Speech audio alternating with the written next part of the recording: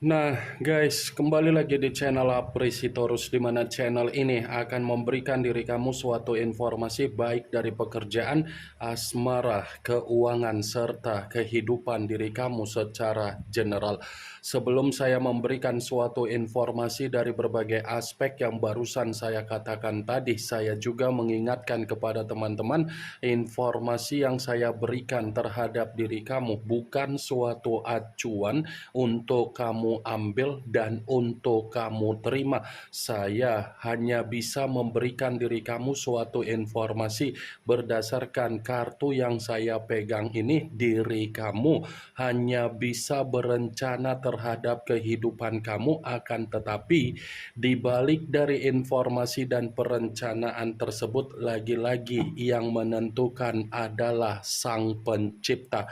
Sebelum saya mengambil satu persatu kartu yang saya pegang ini secara acak, saya juga mengingatkan kepada teman-teman apabila ketemu dengan channel saya agar menekan tombol subscribe-nya dan menyalakan loncengnya supaya next video saya lebih semangat untuk memberikan suatu informasi baik terhadap kondisi energi kamu, manusia yang selama ini kamu prioritaskan, serta pihak ketiganya.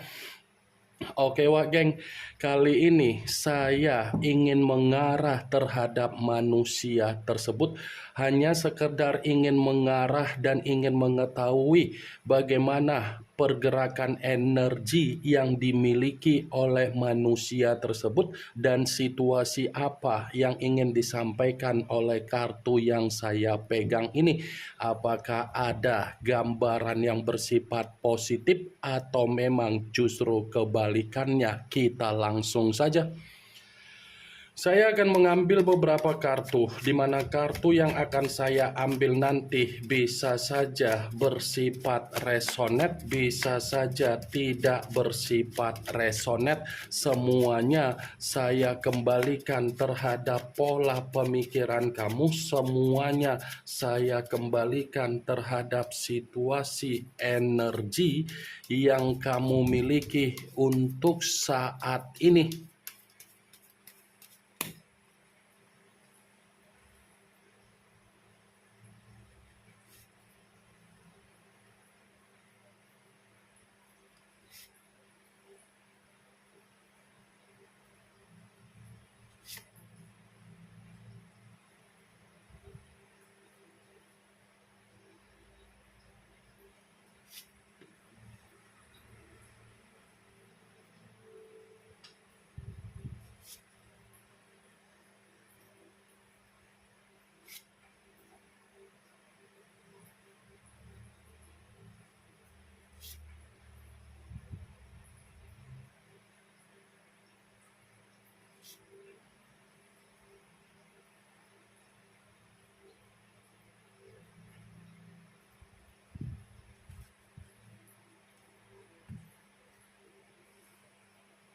Nah guys, di depan saya ini sudah ada beberapa kartu yang sudah saya ambil secara acak satu persatu dari tumpukan kartu yang saya pegang tadi.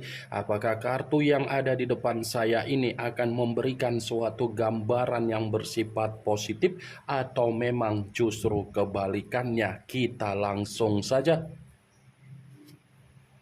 Muncul kartu ini.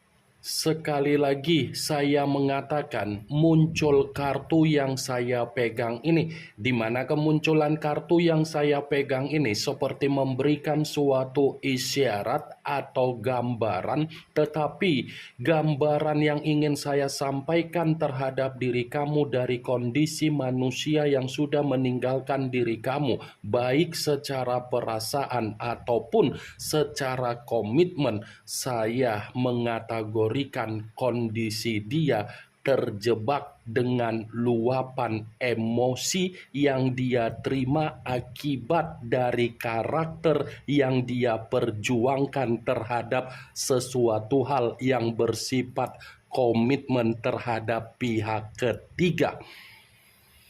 Dia ini seperti terjebak dengan tekanan, dia ini seperti terjebak dengan suasana beban, dia ini seperti terjebak dengan permainan pemikiran dia, sehingga membuat kondisi dia bersifat stres.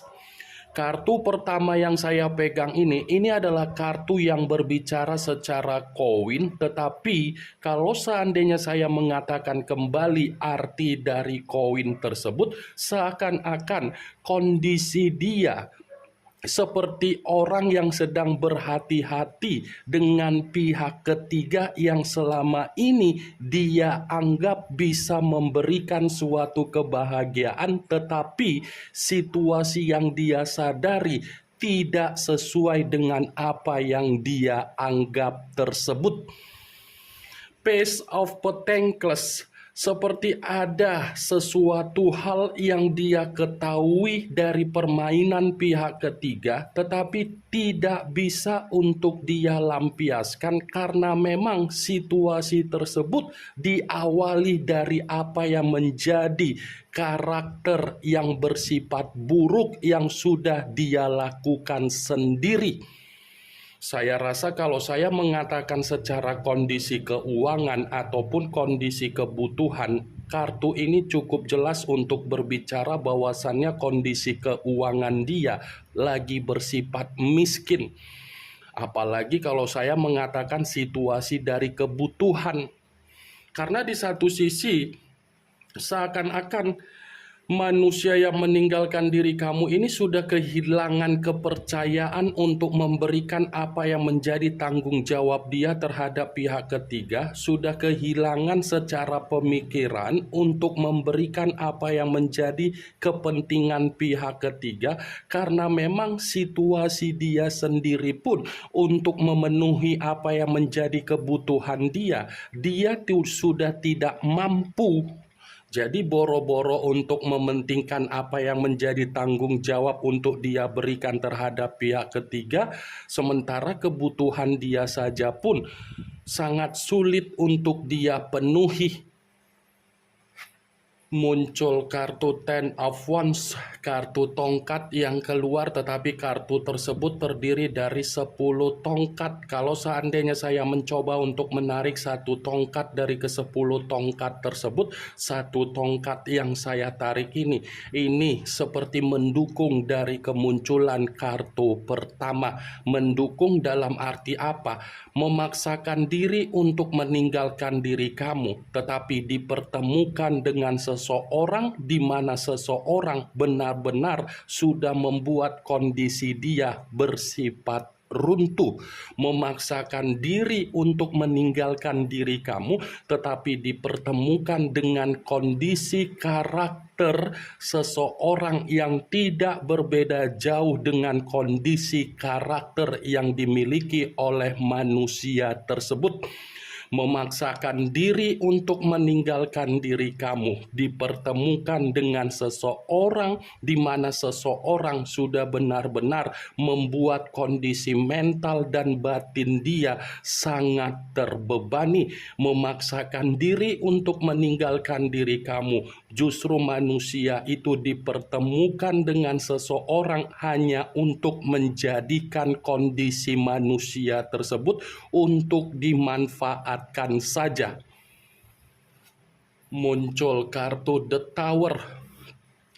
Tower, yang dimana kemunculan kartu ini kemungkinan besar kamu sudah mengerti arti dari kartu tersebut, karena memang kartu ini selalu muncul, kartu ini selalu keluar, dan kartu ini selalu saya pegang. Kalau kartu ini saya kaitkan dengan situasi yang sedang dia alami, tidak berbeda jauh dari kondisi kartu pertama dengan kartu kedua, tetapi versinya manusia itu sedang berpura-pura menikmati apa yang menjadi kebahagiaan dia ketika dia memaksakan diri untuk meninggalkan diri kamu. Saya rasa manusia itu sedang berusaha untuk memperlihatkan kondisi dia bersifat tenang, padahal apa yang dia perlihatkan seakan-akan itu tidak membuktikan bahwasannya kondisi dia ada ketenangan, justru ada kondisi yang bersifat hancur, justru ada kondisi yang bersifat terpuruk, justru ada kondisi di mana dia ini menerima apa yang menjadi resiko dia ketika dia dipertemukan dengan seseorang yang memiliki karakter tidak berbeda jauh dari kondisi karakter yang dia miliki. The Tower Wageng membangun suatu pondasi secara komitmen yang dia lakukan terhadap seseorang, ternyata pondasi itu tidak sesuai dengan apa yang menjadi hayalan dia ketika dia terlalu memprioritaskan pondasi secara komitmen tersebut. Muncul kartu Nine of Swords, kartu pedang yang keluar, tetapi kartu tersebut terdiri dari 9 pedang.